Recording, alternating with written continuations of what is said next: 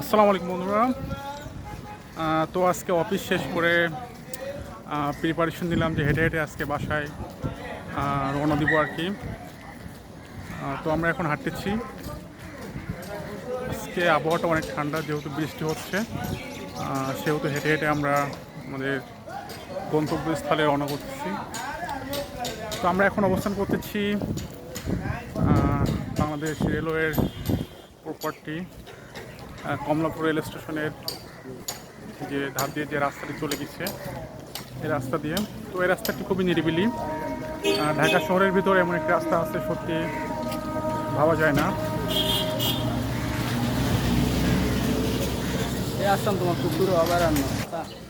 তো আমরা আজকে সিদ্ধান্ত নিচ্ছি পুরোটা রাস্তায়, মানে আমাদের বাসায় যাইতে আমরা কোনো যানবাহন ইউজ করবো না, পুরোটা রাস্তায় হেঁটে আমরা যাব।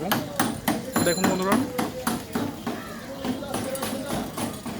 আবহাওয়া ঠান্ডা থাকায় আমাদের হাঁটাটা অনেক সুবিধা হচ্ছে, কারণ আমরা ঘামতেছি না, সুতরাং হাঁটাতে অনেক এনজয় করতেছি।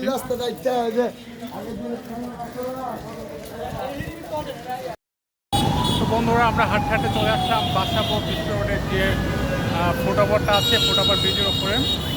তো এখান থেকে খুব সুন্দর ভিউ দেখা যায়। এটা হলো খিলগাঁও ফ্লাইওভার এক অংশ। এখান থেকে গাড়িগুলো ফ্লাইওভারের দিকে ধাবিত হয় আর কি। বন্ধুরা, এখানকার সিনারিটা অনেক সুন্দর। আমার সামনে পিছনে গাড়ি আর গাড়ি।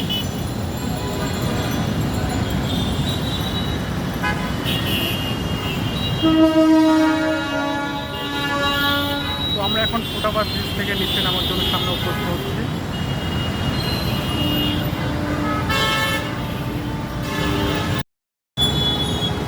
বন্ধুরা, সামনে মহসিন নামতেছে ফুটওভার ব্রিজের সিঁড়ি দিয়ে।